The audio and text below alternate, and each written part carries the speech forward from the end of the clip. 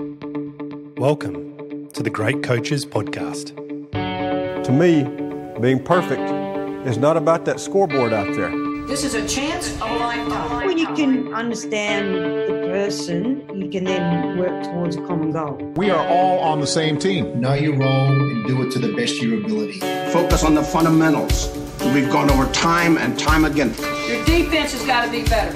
Leave no doubt tonight. Great moments are born from great opportunity. Hello and welcome to the Great Coaches Podcast, where we believe that there is no algorithm for leadership, and so we interview great sports coaches from around the world to try and find ideas to help all of us be better leaders. Our great coach on this episode is Shaun Caven. Shaun was born in Scotland and started coaching canoeing when he was 16 years old. He progressed until he was the coach of the national team in 1997. He then went on to lead the British junior and senior teams before moving to the USA in 2008 to lead the program at Oklahoma City University. That team went on to win national championships, leading to him being appointed coach of the USA team at the 2009 World Championships. He then transitioned into coaching Para-canoe and led the USA team to the 2016 Paralympics. In 2019, he moved to Australia and now leads the National Para-canoe team. Shaun has a great sense of purpose in his life, and this has taken him all around the world with his coaching. Some of the memorable parts of the interview for me were his view that the great coaches have an insatiable appetite to learn, so that they are better equipped to climb the next mountain. His view that the different countries he has coached in are united in a sense of purpose centred on competing in order to improve. The way he talks about the athletic abilities of the para-athletes he coaches in relation to non-para-athletes, and how resilience is displayed through actions more than words, and the higher purpose that people recovering from traumatic incidents have when it comes to showing this resilience. This was a wonderful conversation, and I hope you enjoyed as much as we did. And just before we go to the interview, today's podcast is brought to you by the Macquarie University Business School's MBA program. Designed to empower, challenge and transform, the Macquarie MBA gives you the business skills and knowledge you need to succeed in an evolving global economy. The program bridges the gap between theory and real-world application, bringing together world-leading professors, executives and industry partners to teach you how business can be used for good. I have just started working with the team at Macquarie on some projects and can attest to the quality of the people and material. To find out more, search for Macquarie University Business School's MBA. And now, please enjoy our interview with Shaun Caven. You're listening to the Great Coaches Podcast. Shaun Caven, good afternoon and welcome to the Great Coaches Podcast. How are you? Thank you for having me. Oh, looking forward to speaking to you. We've been planning this one for a while, and I guess, Shaun, I normally ask people where they are in the world and what they've been up to, but I might change that. And can you just tell me where you were recently in the world and what you were recently up to? Recently, we were in Hungary at the World Cup, which is a sort of major event to start the year as a sort of benchmark to get an idea where you are in relation to your competition, because we've got the World Championships later in the year in Germany, which is the qualifier for the Paralympic Games next year. So if you're in the top 6, you get an automatic spot. And then if you're in the top 10 or the next top 4 the following year, you get another spot potentially comes available then. So you basically need to be in the top 10 to go to the Paralympics. So it's not like some people think where if you're the best in the country, you get to represent. You need to be the best in the country and the top 10 in the planet before you get the invite, sort of thing. So we were in Hungary and we won, or my athletes won, 2 gold medals, a silver medal, a bronze medal, and 3 other A finals, which means technically if we had the same results at the World Championships, we'd probably qualify 6 boats to go forward to the Paralympic Games, which would be excellent. Shaun, Congratulations. It's a great way to start the interview, talking about Budapest. And of course, we're going to go all the way back to Scotland and the USA and the UK before we arrive in Australia. But I guess I should ask my normal question. Tell me, where are you in the world and what have you been doing so far today? I'm currently in the Gold Coast in sunny Australia, and it's an extremely nice winter day, probably significantly better than any summer day in Scotland, I would say. So it's fantastic living here. It's never really cold. I sometimes wonder how I ever managed to go kayaking in Scotland in the winter. You know, it just it's such a difference here. I've definitely become soft. A couple of Scottish athletes that were in Szeged in Hungary, where we recently were, they disowned me because I was wearing too many clothes. Well, we're going to talk about that journey when you started kayaking, but I want to start where I often begin, which is great coaches. Now, Shaun, your story is fascinating. You've been to multiple Paralympics. You've been to multiple Olympics, World and National Championships. So I imagine you've seen some good and perhaps some not so good coaches up close. So from this experience, what is it you think the great coaches do differently that sets them apart? I think the great coaches, and you've had a lot on your podcast, so I am extremely humbled and honoured to even get a shout to this. But I'd say I think they're great in their own way, and I think it's different for everybody. They make a real deep connection with their athlete or player, depending on the sport. And I think they've got an insatiable willingness to learn, and they always think they can learn more. And they always feel like, probably like I do a little bit, that, oh, I don't know about that. I need to learn about that. What is that? I really don't know. And I feel like I'm always at the bottom of the next mountain to climb. So I think it's a continuous learning process, which the reason why I started listening to this podcast was to try and learn off other coaches. And then that desire for knowledge, and then the willingness to just be selfless and help other people become better at their given sport, or just better human beings in general. You talked earlier about starting canoeing in the cold waters of Scotland, but it's your coaching I'd like to talk about, because you started coaching when you were just 16, and I'm curious, what was the impetus to start? Well, the impetus was we were members of a little club, which was started by my scout leader at the time, who, when I was 8, I thought he was really old, but he was probably about 20. So, you know, you have no appreciation for age. You just assume everybody's old when you're 8. And he started a little club, and then it was almost like a given that you would help the younger kids that joined the club and kind of look after them. I wouldn't say, with the benefit of hindsight, I was actually coaching. It was more just help them get on the water and demonstrate by basically them copying what we were doing, which I suppose is a form of coaching, but it wasn't as formalized as that. At that point, it was more just helping. And then when I was 18, I got a formalized coaching qualification, which was with the British Canoe Union, a sort of minimum standard coach, and just shows that I was insured, because then I was employed as a coach in the summer between sort of school terms. So that was how it started.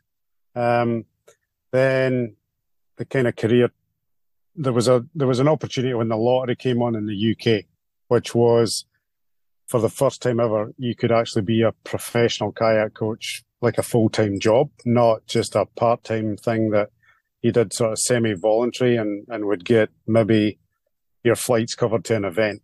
So when the lottery came on board, I got the opportunity to be the national junior coach for the UK, which was the sort of first time that they'd employed somebody for the UK in that kind of coaching position, because previous to that, all the coaches had been foreign to the UK. So a Hungarian, a Russian guy, a French lady, and an Australian, actually, because at that time in the UK, with the AIS being the sort of, I would say, the shining light of sport and prowess in terms of knowledge and knowledge gain. If you didn't have an Australian in your program, you were seen as not forward thinking, for sure.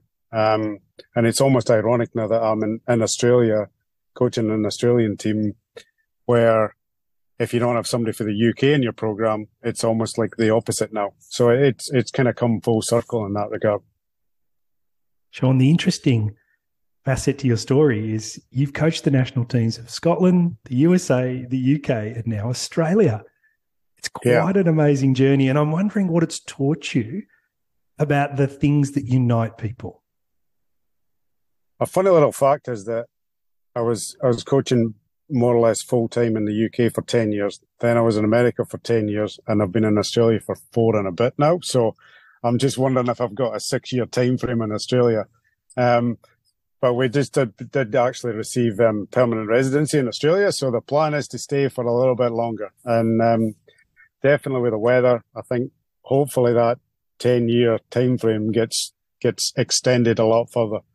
But to answer your question, I think what unites people, even though Scotland, England, America and Australia, they all speak English as the predominant language, I think culturally there's a lot of differences and there's a lot of different cultures.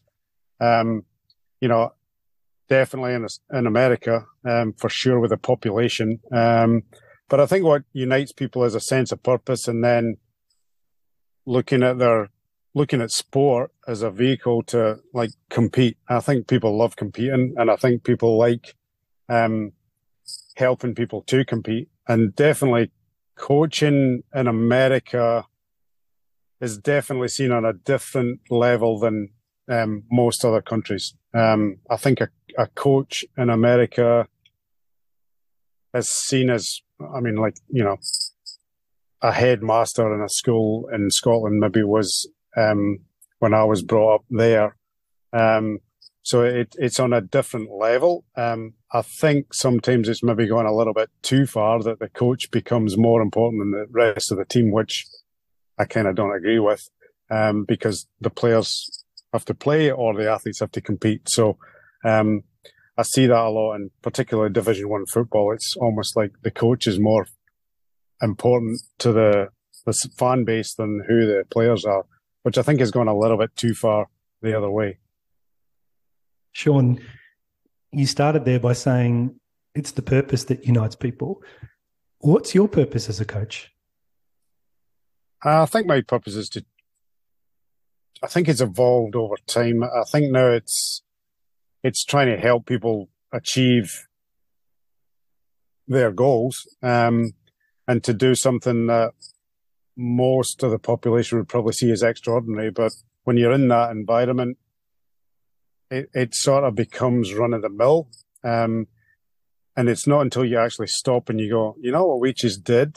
Like winning a World Cup medal or a Paralympic medal, Olympic medal. It's such a rare thing if you actually did the statistics on it, that, it is achieving something that very, very few people will ever do, or even get the opportunity to do. So representing your country, representing, a sport on a global stage, whether you win, lose, it's almost like a massive achievement, and the medal is just an icing on the cake, really. So with Paralympic, I think there's another layer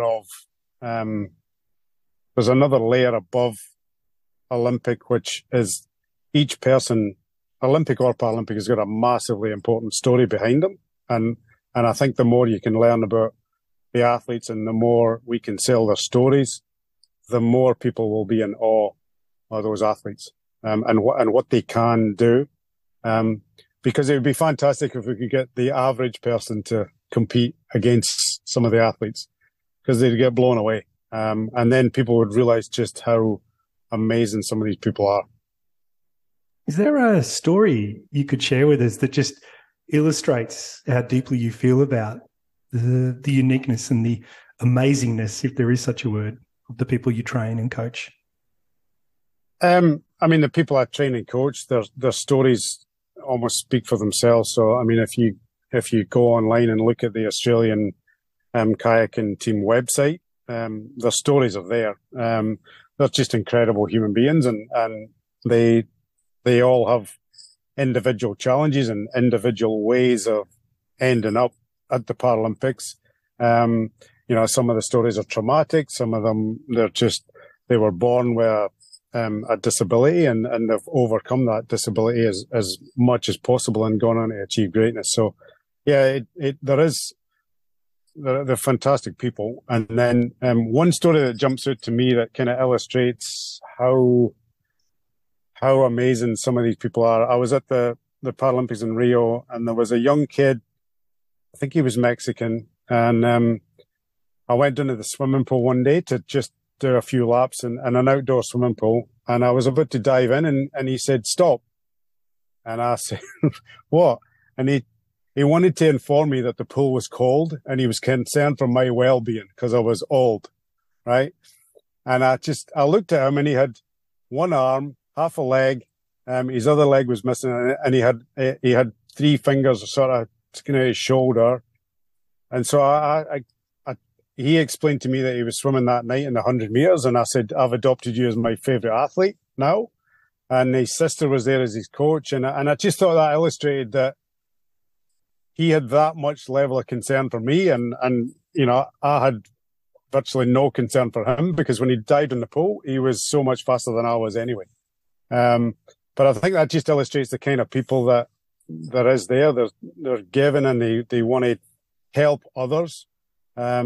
And they really don't expect, they don't want sympathy. They just want to be like accepted, and then as athletes, and which they are. And that's a massive consideration, because there is that maybe misconception in the public that the Paralympians, it's a different, their ability is way beyond even most able-bodied people have got. Like if you think a simple exercise like a pull-up or a chin, as it's called in Australia, I keep calling it pull-up, being from America, hang 50 kilos off your waist and do 5 reps.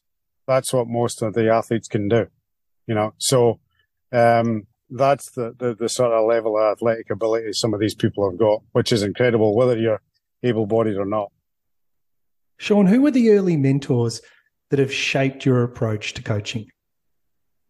Early mentors were the first guy that I mentioned there was a scout leader, and I thought he was old when I was 8, but he was actually 20-ish. And we went actually on in later years to paddle in a K2 together, and race together. But he just taught me that if you keep coming back, eventually you'll get better. And we kept practicing and training. And I was young. I was just playing. It wasn't really training. It was just, this is fun.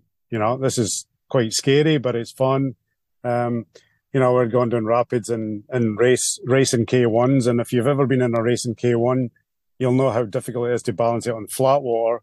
But we were playing in white water on these boats and paddling on a river. And when I think about it now, it was kind of probably too dangerous, really, but we were naive and didn't really know any different. So we just had a ton of fun. But I think he taught me the value in just hard work, perseverance, and just keeping going. And you will be, eventually you'll get to a point where you're successful if you do enough work. And then in terms of professional coaching, probably the first guy I met when I went to the British Canoe Union was a Ukrainian guy who worked for Russia, Alex Nikonarov, who's revered as one of the sort of leading thinkers in sort of kayaking coaching. And again, in my naivety at the time, I didn't really know much about the guy. I just knew he was bright, but had a funny accent like myself. So we kind of hit it off, and he's just been a mine of information for me for 25 years plus, I would suggest. And what I really think about when I think about him now is just the amount of thought process he put into his training programs for each individual athlete, and then the sort of laid back execution, and the expectation was always really high, but he would never ever get sort of too stressed about a individual athlete's performance on any given day. He just had real faith that ultimately they would be successful, which was the sort of things that we didn't sit down and he taught me stuff. It was just more by osmosis. I would ask questions and he would answer, and eventually he would go, enough, I need to go home. That was definitely a good mentor. And then the other lady I mentioned, a French girl, Claudine, she taught me the benefit of meticulous sort of planning and record keeping. She was extremely meticulous on that, probably way too meticulous actually, but she sort of taught me that the attention to detail is really, really important, especially the higher the sort of level of performance required, the more attention to detail there is, because it's fine margins between, gold, silver, bronze, and then even making a final, not making a final. Such a fine margin that attention to detail is really, really key. Well, your story takes you from Britain, takes you over to Oklahoma City, where you join the university team, and of course you lead them to the national championship. And I'm so curious to hear about your time in the US and how it's gone on to shape you as a leader. Yeah, the US thing was an opportunity to start something brand new. It was one of those rare sort of opportunities where there was a rowing club established in the city and there was no kayak or canoe. They'd never even really heard of it. I mean, most people in Oklahoma associated kayaking with just going fishing on a lake. So there was no real racing. There was no program at all. So it was one of those opportunities that is extremely rare in the fact that if you go to a European country or even in Australia and want to start a kayak club, you'll almost inevitably get some member that comes along and tells you that this is how we used to do it in the 60s, 70s, 80s, and this is how we're going to do it again. And you may or may not disagree. But in that case, it was like I was the guy with one eye in the land of the blind, and that responsibility to make everything. So I had no coaching assistants, I had no athletes, I had no officials or administrators. So you literally had to train, coerce, help everybody to get around this program. And we did bring in a few athletes. So we run it as a club, a university program, and a sort of US national team program, all interlinked. So it was a sort of hybrid system. There was some juniors that were young kids. There was some high school kids. There was some university athletes, stroke national team athletes as well.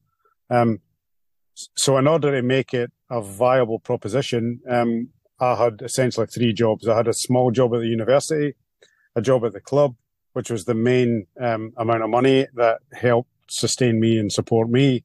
And then we had the national team, which kind of covered travel to international events, because kayaking in America is extremely small and is not as well funded as it is in the UK or Australia. So basically the athletes are self-funded in the main, unless they've got an individual sponsor. So Shaun, you're now coaching para-athletes in Australia. Could you tell us how that came about? Yeah, the Paralympics story started, it was a pretty simple thing. There was a girl who lived in Michigan. She knew one of the girls that I was coaching in Oklahoma City, and she was a Paralympian. And in 2015, she wanted to try and make sure that she got qualified for the Paralympics, because 2016 was the first time kayaking had ever been in the Paralympics. So it was a brand new event for the Paralympics. So she wanted to make sure she could qualify. So she asked this girl, do you think your coach could coach me? And probably a week later, we were at the National Championships, and she walked up to me, and she had a prosthetic leg, which I noticed. And she said, have you ever coached a Paralympic athlete before? And I went, no. She said, well, do you think you could coach me? And I went, yeah, I think I can. It's kayaking at the end of the day. So if you show up at this time every day, we'll see what we can do. If there's something you can do, or can't do, let me know and we'll work it out for there. So that was kind of really how it started. And then it kind of snowballed into, she qualified for the Paralympics.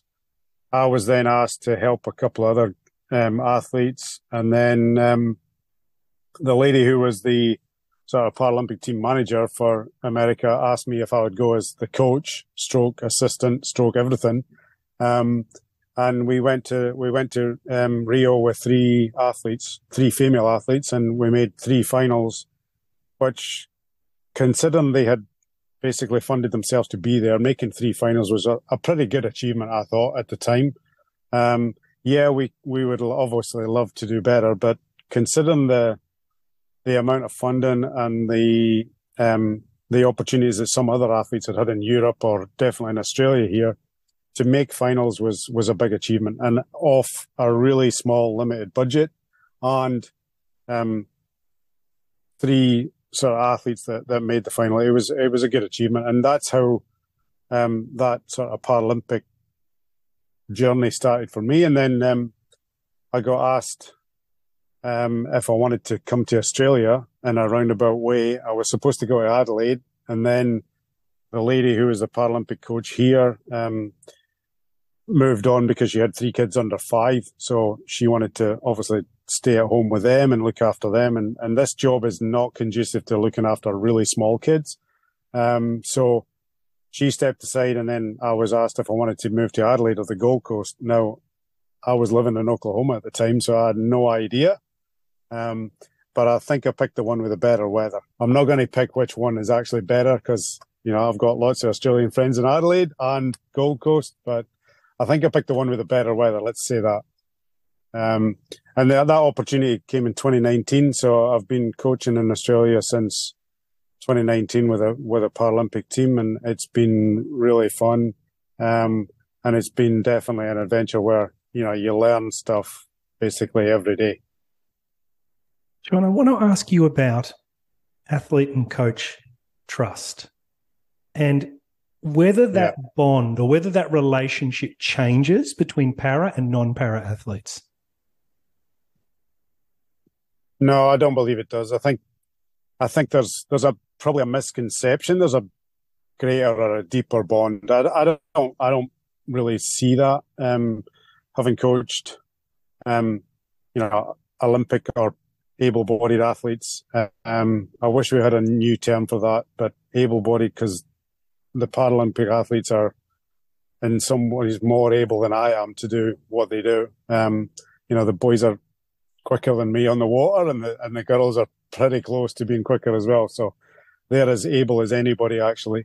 But for this discussion, then the able-bodied athlete or a Paralympic athlete, I don't believe that trust is any different.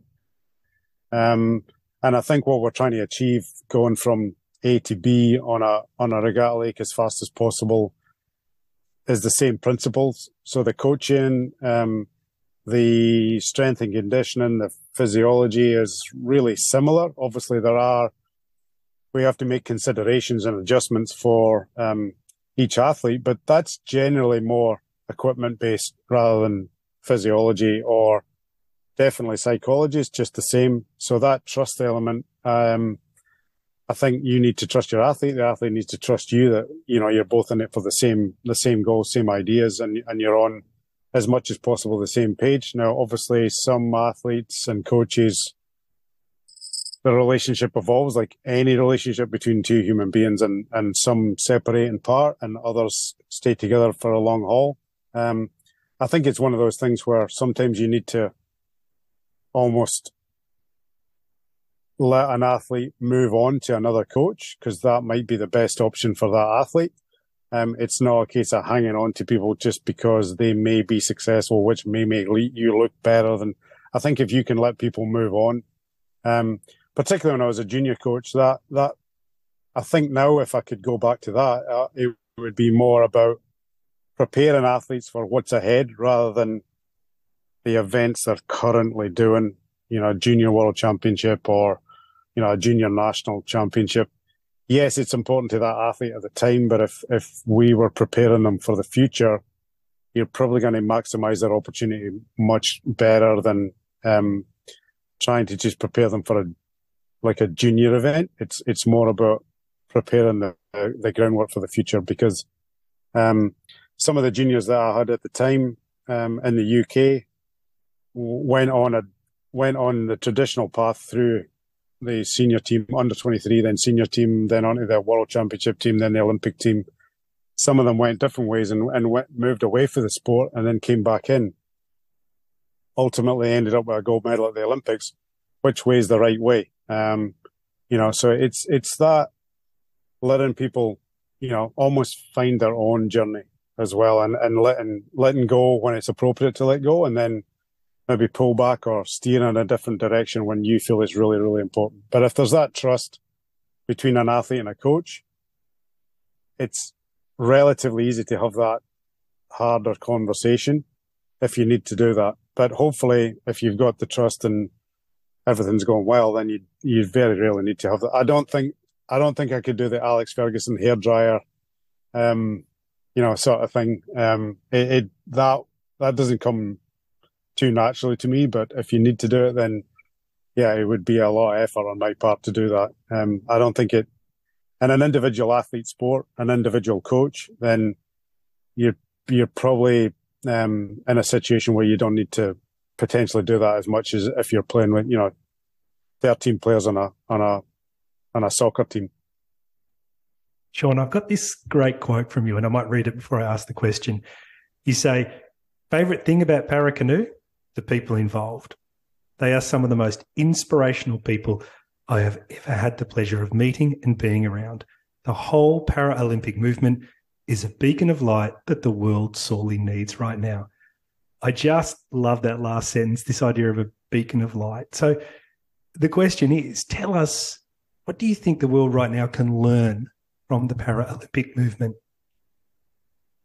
I think what they can learn is that, whatever your situation is, whatever your daily grind is or whatever your issue is, look at some of these athletes and what they have been through, are still going through, and some of them go through things on a daily basis just to even get to training, and do a little sort of stock check comparison and go, you know what excuse have I actually got today to be downer, and just have a look at that and think how inspirational that is, that they're even doing what they're doing on a daily basis, and then going on to represent the country and then achieving great things at the Paralympics. But it's not just about a straight comparison. I think it's learning their stories, listening to what they've got to say, and I think one of the other key things I'd say there is,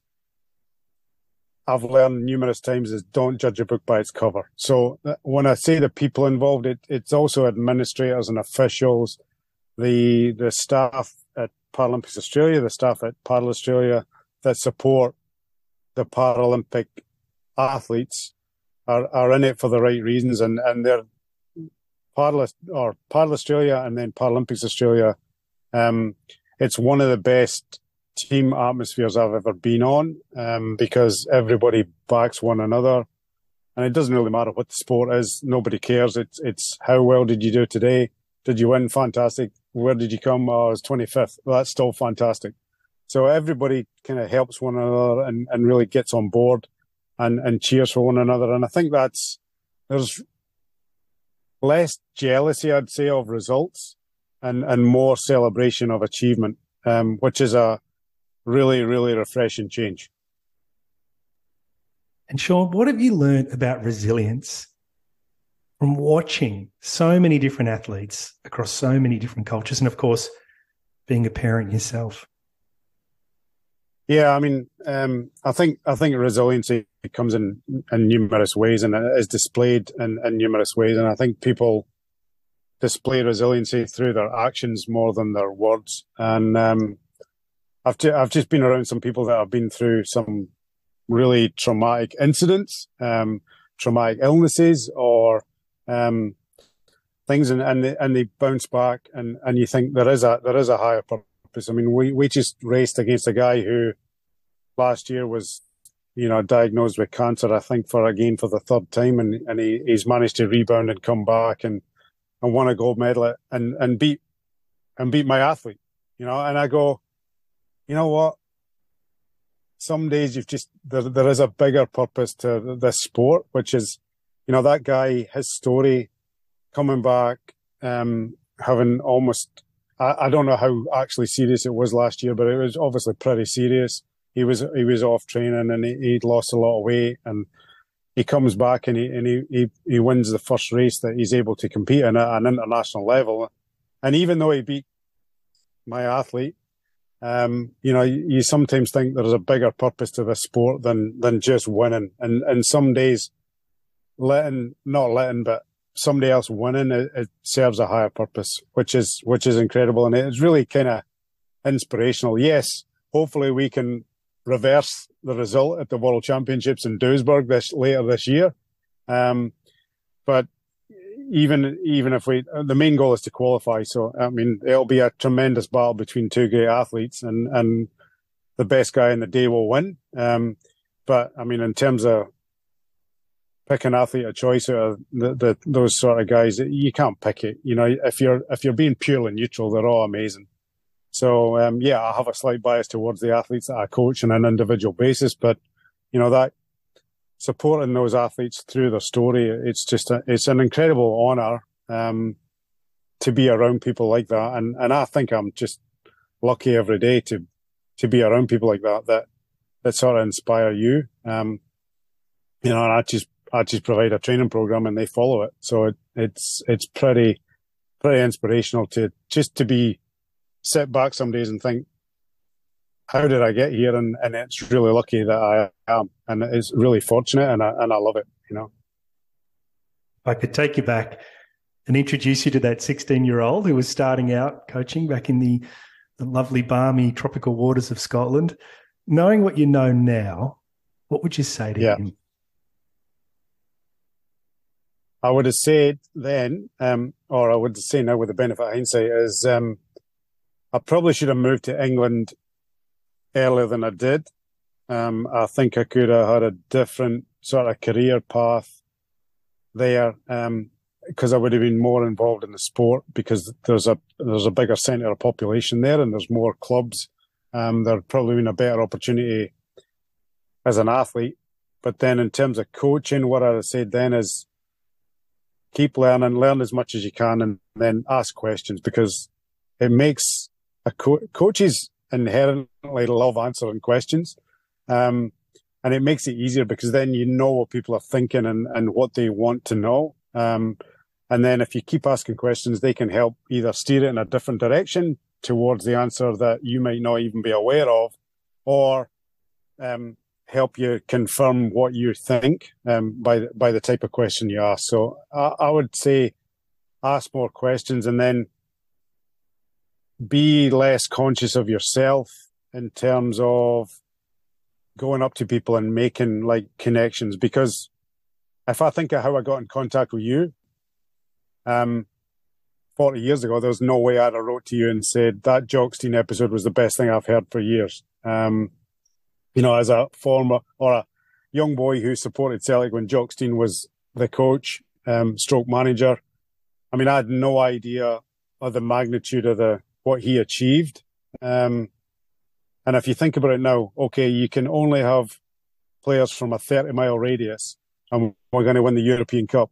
You think about that and you go, wow.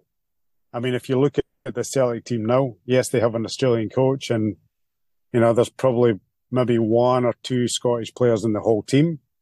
And I would probably guess that most of them are not within a 30-mile radius of Celtic Park. So, when you think about how I got in contact with you, I probably wouldn't have done that before. But then, it's led to this opportunity for me. And I'd say make those connections and keep as many connections on the go as you can, because you just never know who you're going to bump into. I mean, I bumped into a guy last week who remembered me from a race in Madrid 25 years ago. And now he's the Spanish team leader and he was a young coach at the time in Spain, and he remembered me coming to a race in Madrid 25 years ago, and came up to me and by name said, "Hello, Shaun, how are you?" So that's incredible. And when we eventually figured out how we knew one another, it was 25 years ago, almost to the day, that he came up to me. So those contacts are amazing. And, you can almost go anywhere on the planet and pick up the phone and go for a paddle with somebody. That's one of the things that I really love. And if I'd known at 16 that I'd have lived in America, became an American citizen, got an American wife, moved to Australia, I would probably have never believed that was possible through kayaking, which was definitely not, and coaching was not a traditional career in the UK at that point, for sure. So I guess that brings us to the final question, Shaun. You've answered it partly in the answer you've just given then, but I'm still going to ask it. You've still got many, many years ahead of you as a coach. Six years in Australia at least before you head off on your next adventure. But when all is said and done and you do hang up, I guess it's the whistle for paddle coaches, I'm not sure. But what's the legacy you'd like to leave behind you as a coach? I've listened to this question by numerous people on your podcast, and I go, what legacy? Does that mean I'm old now? That I can even think about leaving a legacy? And I suppose when you get to a certain age, then legacy does become a thing that you could think about. But if there was a legacy, I think it would be hopefully that people remembered you as helping them, either in the sport or helping them, outside the sport and numerous things, because your athletes are not just going from A to B on the water. It's more about their life, and there's other things in their life that you can help them with or encourage them. Like, go for that interview, get that job, or maybe you should think about studying something else. The sort of, you merge from being a coach to a parent to a big brother to an uncle, and it can happen in a minute, So I think it's that legacy piece is probably, remembering that, he helped me in terms of the actual sport, but he also helped me outside the sport as well. That's what I'd like to think that legacy would be. Maybe if you ask some former athletes, they'd maybe tell you a different story, but I'd like to think that would be the case. And I mean, I'm still in contact with some of the first athletes that I ever really coached to anything above club level. And, they're all parents now. They have their own kids, and hopefully that maybe they learned something from me that they can pass on to their kids, which would be awesome, because I've got a 10-year-old boy now, and helping him through some of his sport and things, it's quite tricky to sort of stand back and not be that parent, and let his coach and his chosen sports just do their job, and try not to be, I'm a national coach for a specific sport, therefore I know more than you about swimming or martial arts or whatever he's doing that day. So I've definitely tried to stay in the background a little bit and just be supportive, whatever he chooses to do. So he's told me he's not going to be a kayaker. So, which is fine. I really don't want to live through my kids in terms of being a kayaker, but if he might choose to do it in the future, and if he does, that'll be great. But if he doesn't and he picks something else, that's fine. But that legacy piece is something maybe I can still have time to shape further, if I get the opportunity to continue coaching for a long time, which hopefully I can.